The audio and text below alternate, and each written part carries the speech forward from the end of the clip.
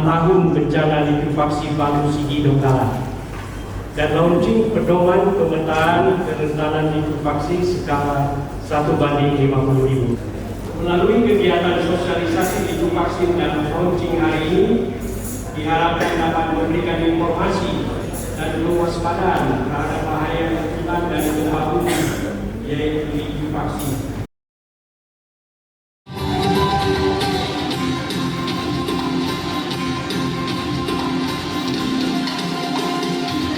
Tercatat magnitud gempa pada skala 7,4 skala Richter yang terjadi di wilayah sebetulnya Pak pada Gimu, ada Palu, ada Sigi, ada Donggala. Kemudian pada Gimu pun dan sebagian yang kena dan 4 kabupaten sebetulnya. Bahwa kita untuk wilayah tertentu itu kita bisa waspada dan antisipasi. Dapat memberikan manfaat yang sebesar-besarnya bagi masyarakat kita semuanya. Masyarakat Sulawesi Tengah, khususnya masyarakat Palu, Sigi, Donggala, dan Kalimantan yang kemarin sama-sama kita sama masyarakat cobaan bulan puasa dan 2020. Hadirin yang berbahagia, 6 tahun lalu gempa bumi Palu, Sigi, dan Donggala telah mengakibatkan kerugian harta benda dan jiwa, khususnya bagi masyarakat Kota Palu, Sigi, Donggala, dan sekitarnya. Kejadian gempa bumi ini diperparah dengan adanya fenomena bahaya ikutannya, yaitu likuifaksi. Likuifaksi yang bersifat sangat merusak terjadi di daerah Balaroa, Petobo, Jonoge, Lolu, dan Sibalaya. Kejadian bencana ini khususnya likuifaksi harus menjadi refleksi bagi kita semua akan kewaspadaan dan kesiapsiagaan penghuni daerah rawan bencana, sehingga kita bisa beradaptasi dalam memitigasi risiko di masa yang akan datang. Pusat Air Tanah dan Geologi Tata Lingkungan pada tahun 2019 telah menerbitkan Atlas Zona Kerentanan Likuifaksi Indonesia. Atlas ini menyajikan indikasi awal kerentanan likuifaksi dan merupakan informasi awal untuk perencanaan regional pada skala 1:100.000. Berdasarkan Atlas Zona Kerentanan Likuifaksi Indonesia, sebanyak 28 provinsi dan lebih dari 320 kabupaten kota di Indonesia berada pada zona rentan likuifaksi menengah hingga tinggi. Pusat Air Tanah dan Geologi Tata Lingkungan sebagai wali data peta likuifaksi telah menyusun pedoman pemetaan zona kerentanan likuifaksi pada skala 1:50 yang pada kesempatan ini akan di-launching sebagai acuan dalam menghasilkan peta zona kerentanan likuifaksi yang lebih detail. Pedoman pemetaan kerentanan likuifaksi disusun untuk memberikan panduan dalam memetakan kerentanan likuifaksi pada skala 1:50. Tata cara yang diberikan ini bertujuan untuk menyeragamkan penyusunan peta dan penyajian informasi kerentanan likuifaksi untuk keperluan tata ruang dan sebagai dasar pertimbangan mitigasi bencana. Pedoman ini meliputi kegiatan inventarisasi data sekunder, pengambilan data primer, penilaian dan klasifikasi kerentanan likuifaksi yang menghasilkan peta zona kerentanan likuifaksi pada skala 1:50.000. Pada kesempatan ini kami mengajak para peserta undangan untuk melihat fenomena likuifaksi yang pernah terjadi 6 tahun yang lalu di Kota Palu sebagai refleksi kita melalui kegiatan field trip di akhir acara pada hari ini. Bismillahirrahmanirrahim. Acara sosialisasi refleksi 6 tahun bencana likuifaksi Palu, Sigi, Donggala, tangguh terhadap bencana likuifaksi secara resmi saya nyatakan dibuka. Assalamualaikum warahmatullahi wabarakatuh. Pedoman Geologi Teknik nomor 1505 19-GL04-PKE-2024. Pemetaan kerentanan likuifaksi skala 1:50.000 disusun untuk memberikan panduan dalam memetakan kerentanan likuifaksi. Tata cara yang diberikan ini bertujuan untuk penyeragaman penyusunan peta dan penyajian informasi kerentanan likuifaksi untuk keperluan tata ruang juga sebagai dasar pertimbangan mitigasi bencana. Informasi kerentanan likuifaksi sangat penting dalam meningkatkan kesiapsiagaan pemerintah dan masyarakat dalam menghadapi kemungkinan terjadinya fenomena likuifaksi di masa mendatang. Informasi yang mudah dibaca dan dipahami dibutuhkan bagi penyebar luasan informasi bahaya likuifaksi di kalangan masyarakat luas. Oleh karena itu, diharapkan dapat memberikan pengetahuan umum dan meningkatkan pemahaman masyarakat terhadap potensi bahaya yang ada di sekitarnya.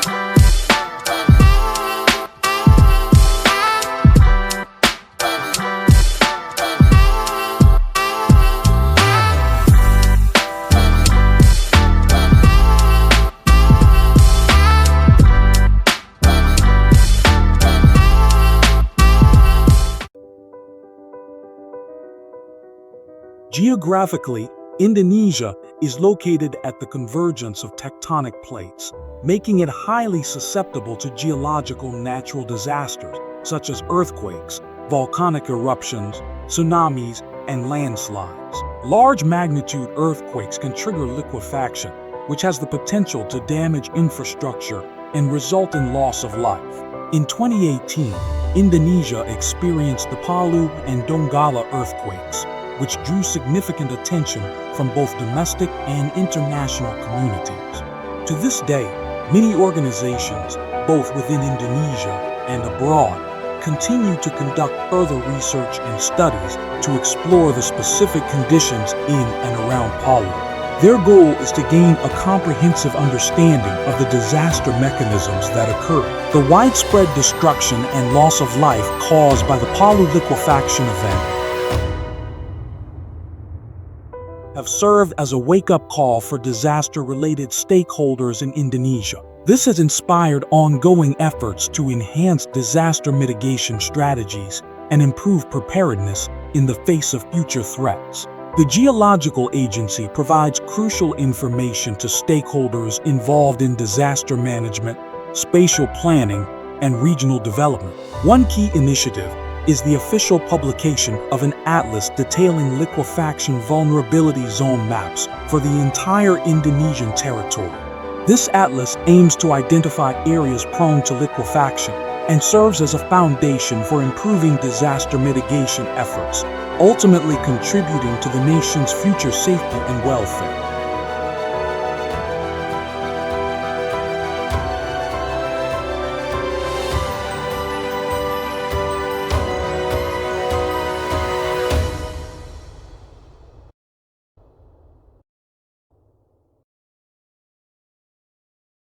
Yang akan dibangun untuk perubahan itu tidak bisa. Dia fungsinya menjadi kawasan ruang terbuka hijau. Akhirnya apa? Tetap tidak bisa dibangun jadi hunian. Penataan ruang, aspek mitigasi bencana meliputi aspek perencanaan tata ruang, pemanfaatan ruang dan pengendalian pemanfaatan ruang. Jadi likuifaksi adalah salah satu yang memang sangat menjadi perhatian kita. Next.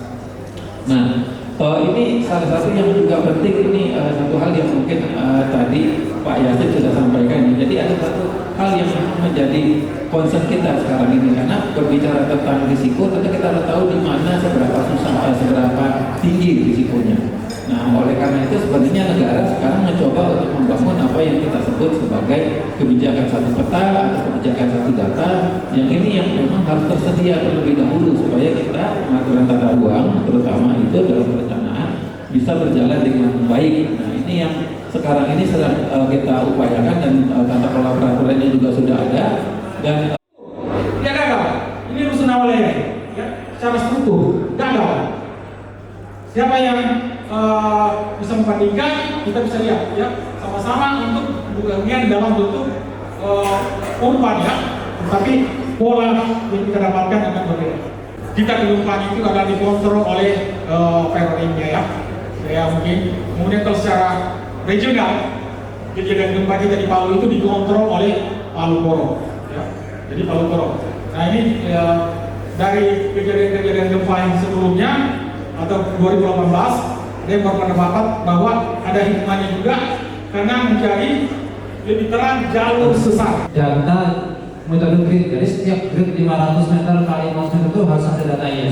Caranya dengan kita ground check langsung lapangan, kita menentukan yang pertama litologi. Litologi itu maksudnya jenis tanahnya apa sih? Jenis tanahnya, jenis batunya apa? Kemudian kedalaman upaya tanahnya berapa?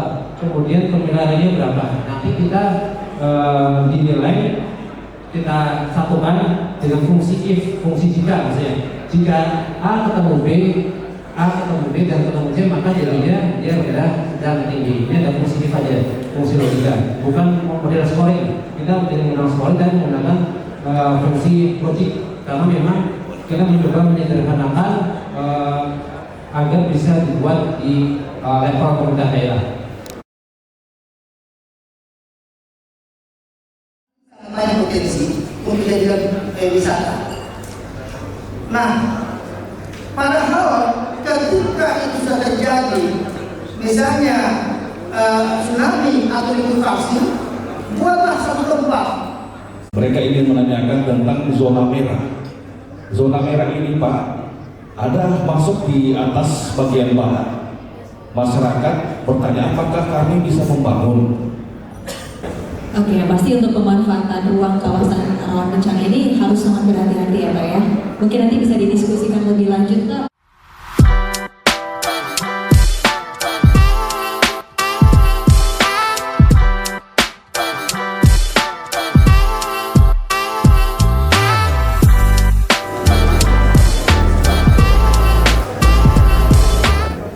Dari pengalaman bencana likuifaksi Palu Sigi Donggala yang telah lalu, dapat diambil pelajarannya sebagaimana tadi disampaikan juga oleh Bapak Dr. Arifin, yang mana berdasarkan berbagai landasan teori yang cukup banyak dari para ahli yang di bidang kebencanaan.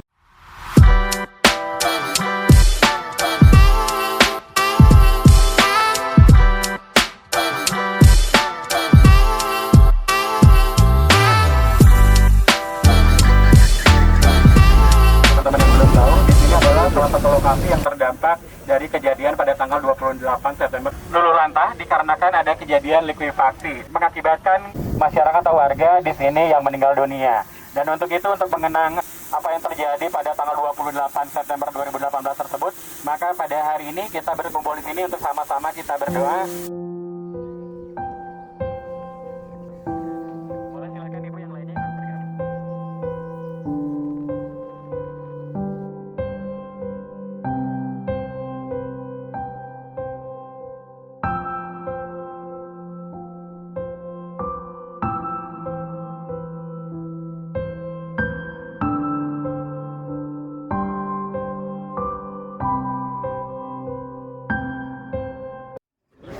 Karena ketebalan daripada aluvial itu sangat tebal. Nah, itulah menyebabkan sehingga terjadi suatu goncangan yang luar biasa. Kemudian ada beberapa formasi. 8 hari lagi itu tepat 6 tahun kejadian gempa bumi Prasigala, Palu Sigi Donggala. Dan mungkin kalau kita melihat kejadian gempa bumi ini suatu kejadian gempa bumi yang sebenarnya spesifik dan umum. Kami telah membuat ya tulisannya di buku ini. Ya mungkin nanti Bapak Ibu kalau belum kebagi mencapai skala 9 MMI ya di sekitar ini. Itu yang pertama. Kemudian bahaya kedua, munculnya sesar permukaan atau full surface rupture. Mungkin Bapak Ibu bisa melihat ke arah timur. Kira-kira garis sesapan foronya di sebelah sana ya. Mulai dari ini belum terrealisasi. Harapan dari kami Badan Geologi mudah-mudahan bisa terrealisasi. Karena apa?